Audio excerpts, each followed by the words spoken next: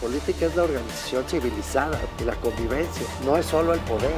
Hemos confundido poder político con política. La política es una palabra noble cuando la entendemos bien. Así que si confiamos en nosotros mismos, somos capaces de organizar, de comunicarnos, de dotarnos de confianza mutua, entonces podemos confiar en la política. Si se la dejas todo a los profesionales, las cosas cambian. Ya no puedes confiar lo mismo porque obviamente están buscando más poder.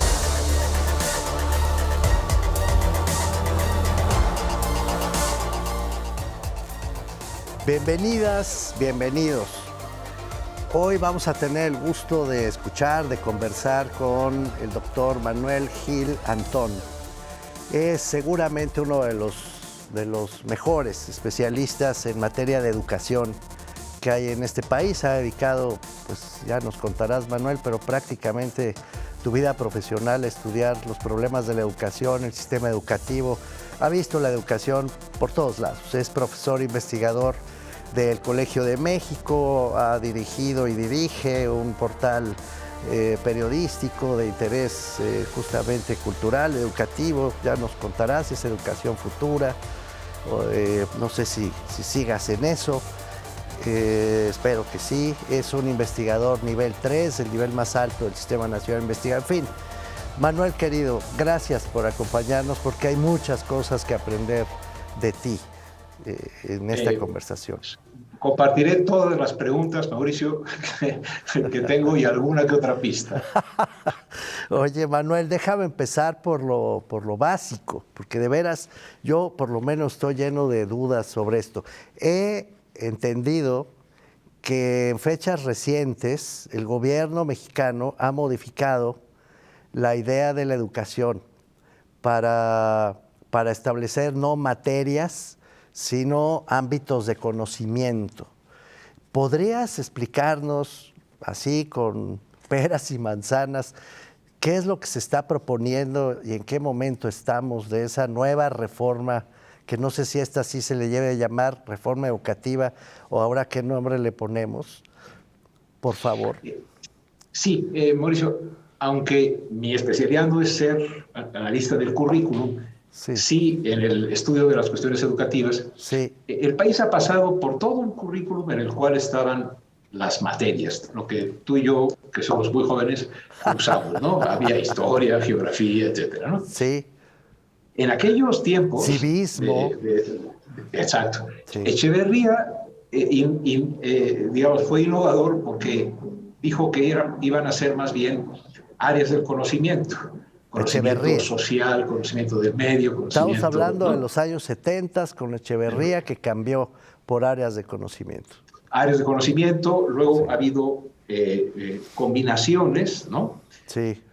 Y lo que ahora se propone, y que es debatido mucho por el magisterio, algunos están de acuerdo, otros no, es que estos campos de conocimiento estén, digamos, ordenados por problemáticas sociales, problemáticas ambientales, problemáticas éticas, problemáticas, y tratar de relacionarlos. Espera, déjame entender eso. Los campos de conocimiento ya están ahí, la reforma educativa de Peña Nieto los tocó, Manuel, ¿se metió con ellos? Sí, ¿no? Sí, hubo un cambio en el modelo educativo. Sí, aunque fue al final del periodo, bueno. el nuevo modelo educativo, que esa fue la fase final de la reforma del presidente Peña Nieto, procuraba estar orientada, Mauricio, por aquella cosa que el secretario Nuño repetía mucho: aprender a aprender. Okay. Entonces, trataba de, sin modificar la forma de distribución, digamos, de las asignaturas o de los campos de conocimiento, según estuviese en el nivel. Hay niveles en que se persisten asignaturas, hace cuenta, cívica y ética, ¿no? Sí. Hay otros como preescolar que no, en fin, ¿no? Es muy variado el sistema. Sí. Ahí la actitud era no tanto el enfoque de competencias, ojo, no es que te enfoques para que compitas, sino que seas competente, que luego se le maltrata y se dice que es neoliberal. No, de acuerdo. El enfoque de competencia es ser competente. Todo es neoliberal últimamente. No, pero sí, me refiero, Mauricio, a que sí, es muy importante en estas, hay que buscar una conversación serena en el país, y el enfoque de competencias se ha divulgado como, no, es que te enseñan a ser competitivo y a ser individualista. No. Eres competente, es decir, sabes dividir, sabes, sí, tienes esa habilidad y destreza, ¿no? Sí. Entonces, la idea fue aliviar un poco, porque competencias está orientado por actitudes, habilidades y destrezas. Eso hasta Peña Nieto. Así es. Y ahora déjame entender, lo que quiere hacer el gobierno de López Obrador es no tocar esos ámbitos de conocimiento, sino vincularlos con problemáticas sociales concretas. Eso nos estás diciendo. Sí, y por ejemplo, relacionar matemáticas con el medio ambiente, es decir, que haz de cuenta que la estadística que tengas que aprender, las relaciones con cómo se deforestación. La pandemia, y la pandemia surgió quizá por el medio ambiente. Y entonces, tratar de hacer, creo, la intención de fondo es tratar de hacer una educación menos compartimentada. Ok. Y más simple. Es un reto gigantesco. Ok. ¿No? Ok. Entonces perdón que te vuelva a interrumpir, querido Manuel. ¿Cuánto tiempo nos queda? Un minuto. Antes de ir a un corte, déjame hacerte esta pregunta a ti como especialista. ¿Tú ves con simpatía esta propuesta de reforma que se está haciendo ahora? Yo creo que no, como no he visto con simpatía las demás, porque son de arriba a abajo y no recogen la experiencia del magisterio. De tal manera que son modas desde arriba a las que se tiene que adoptar superficialmente el magisterio, que sabe que esa moda va a cambiar el próximo sexenio y entonces él sigue haciéndolo. Es decir, pero esa es la no está de acuerdo por su sustancia, sino por su unidireccionalidad. Bueno, esto es muy importante. Déjame hacer un corte, porque lo que estás diciendo seguramente tenemos que tomarlo con mucho cuidado. Déjame ir a hacer un corte, querido Manuel, y volvemos. Estamos con el doctor Manuel Gil Antón, un lujo. No se vayan, vamos a seguir hablando con él después del corte.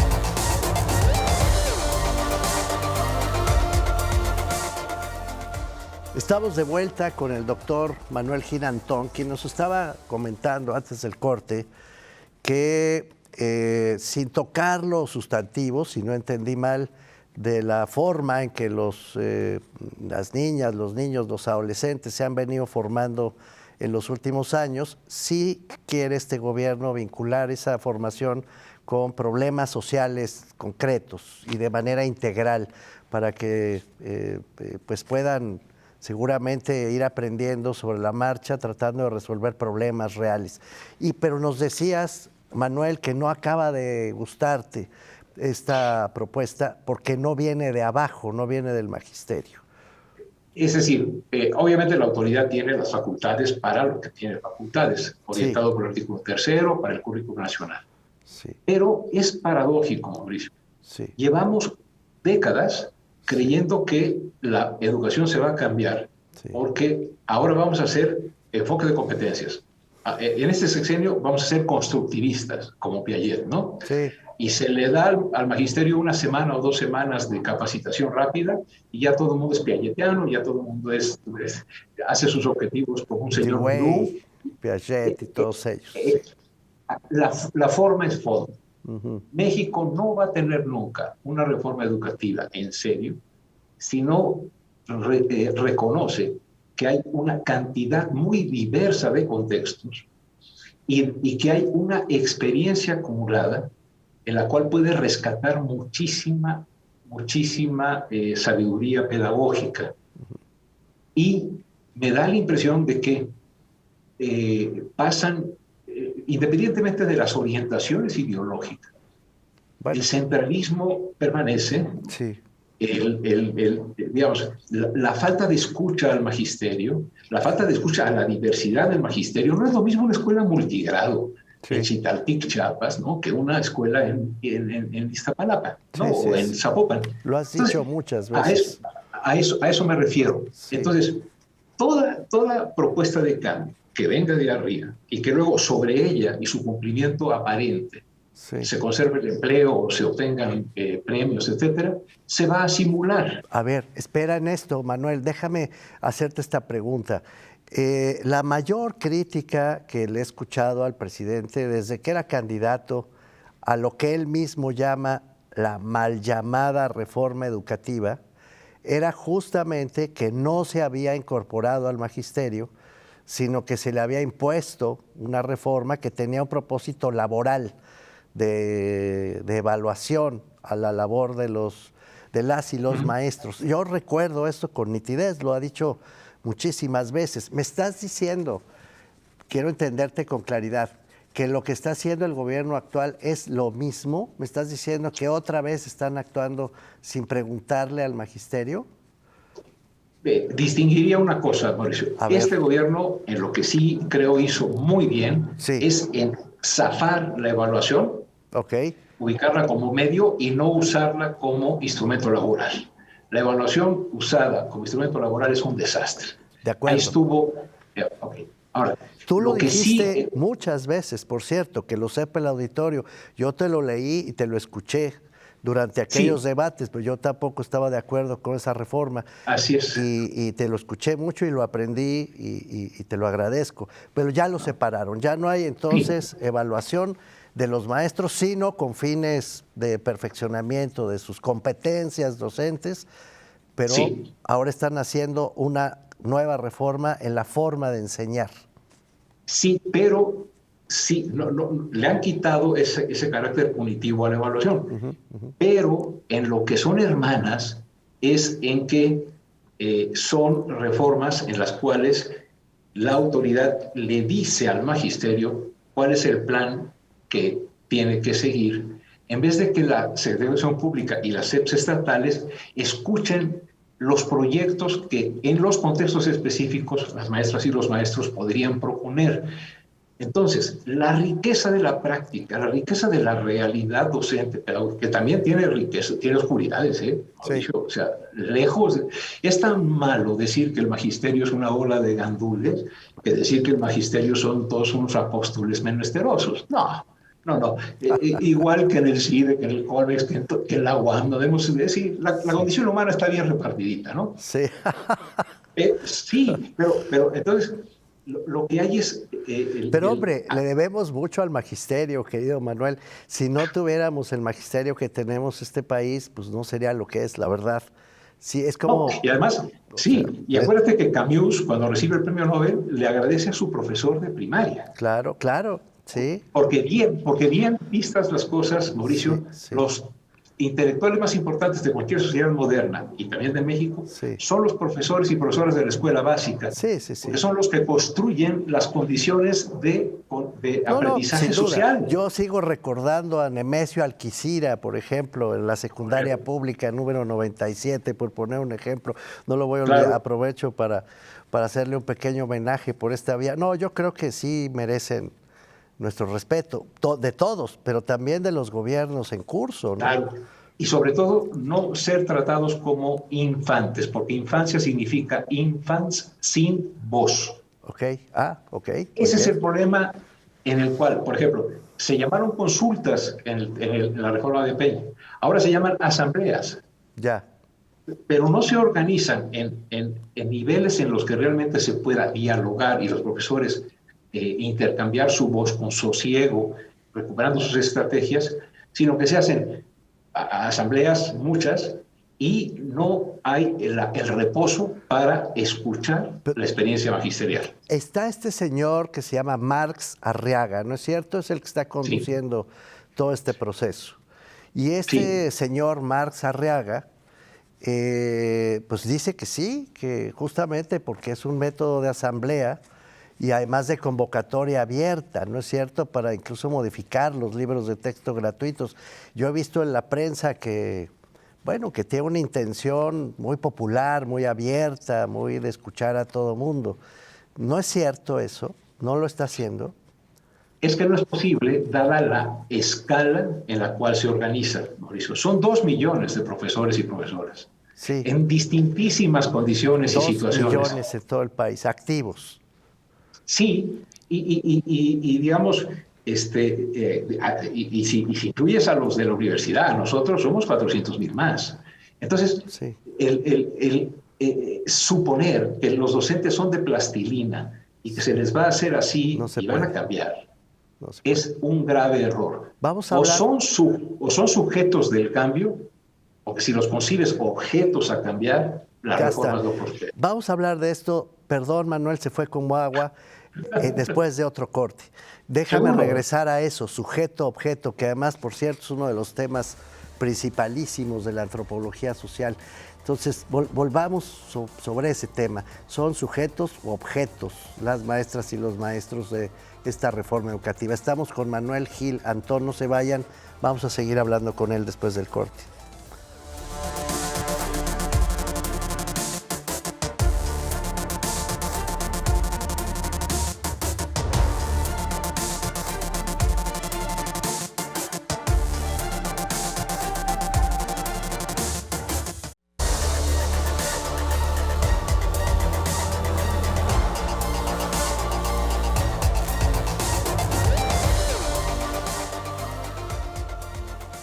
Estamos de vuelta con Manuel Gil Antón.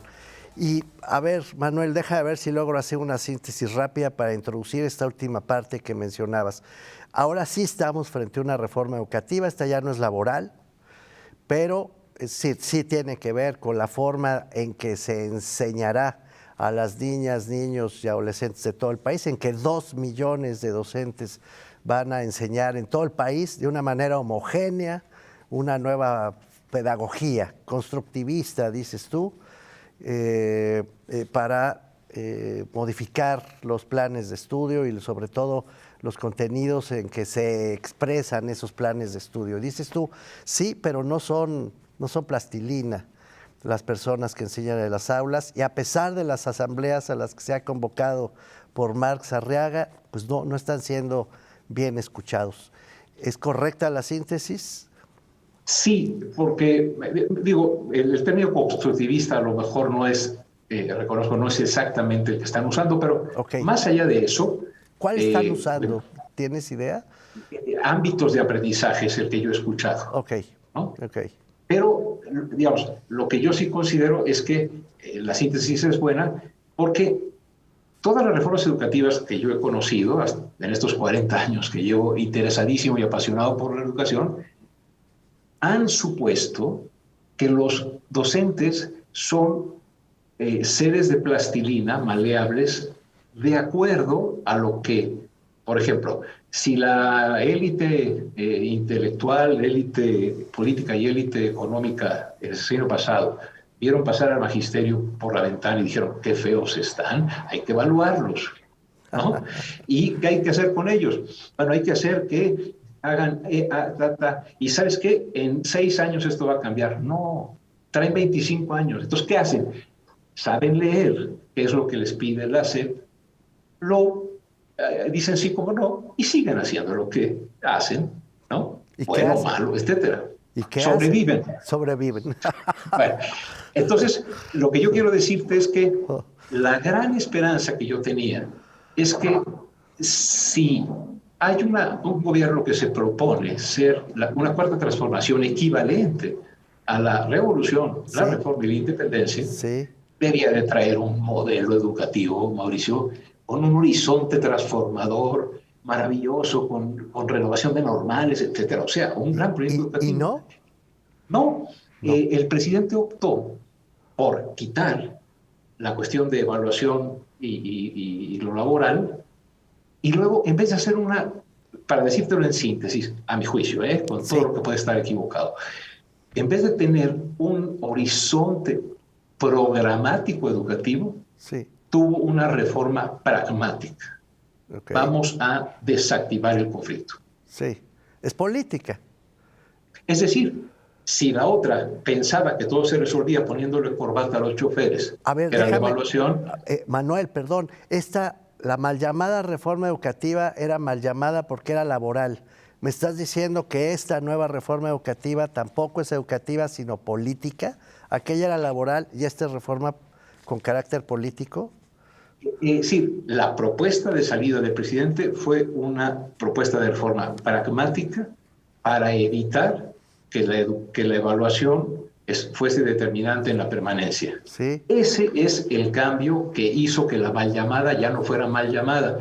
Pero estamos esperando la bien llamada. Y eso se llamaba, no, todavía no, es decir, la nueva escuela mexicana, que es lo que propone el artículo 3º, ¿sí? Son 3 palabras: nueva escuela mexicana. Y es ahí donde se está tratando en las asambleas de ver para dónde. Yo insisto, o le bajamos al nivel de las consultas a sitios en los cuales los profesores y profesoras puedan debatir proyectos educativos contextuales en el marco constitucional de los valores de este país, o no va a haber cambio, porque lo que se va a generar es un nuevo plan de estudios, un nuevo libro de texto, todo lo que tú quieras, Mauricio. Sí. Y entonces vamos a seguir pensando que los profesores y profesoras son marionetas, sí, que nosotros manejamos desde el poder, y en eso es bien triste que con independencia de que sea progresista el discurso, o conservador, laboral, o lo que tú quieras, o político, la forma de hacer las cosas es idéntica. Okay. Es decir, descentralizar a la SEP no es mandarla a Puebla. No, claro. Descentralizar la educación sería bajar a nivel de zona escolar, sí, en que tengan contextos semejantes. A ver, son celtales, son tzotziles, aquí son migrantes.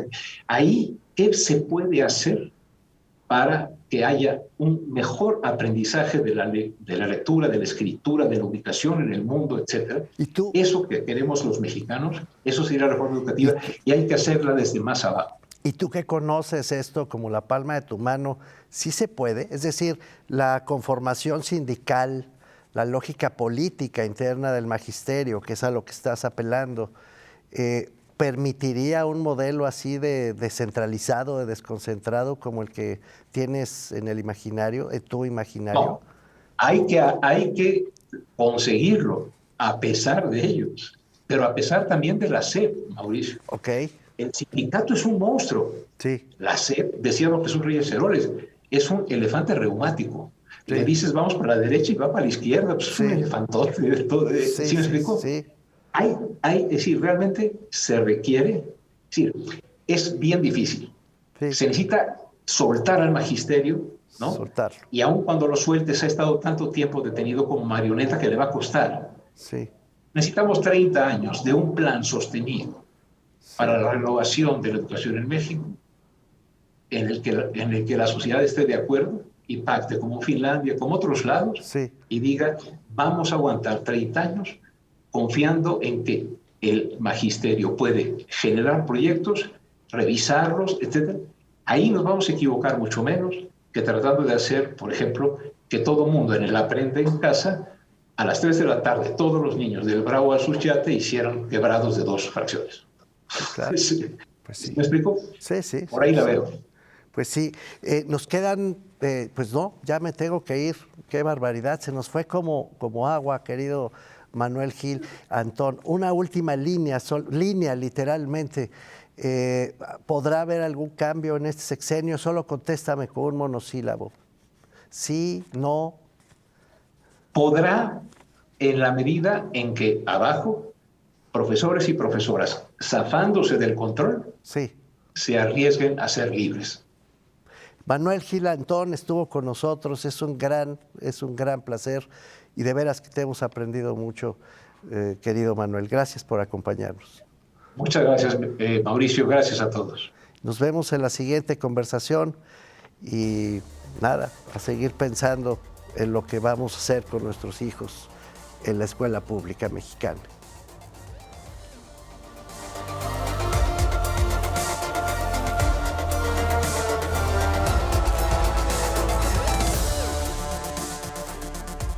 política es la organización civilizada y la convivencia, no es solo el poder. Hemos confundido poder político con política. La política es una palabra noble cuando la entendemos bien. Así que si confiamos en nosotros mismos, somos capaces de organizar, de comunicarnos, de dotarnos de confianza mutua, entonces podemos confiar en la política. Si se la dejas todo a los profesionales, las cosas cambian. Ya no puedes confiar lo mismo porque obviamente están buscando más poder.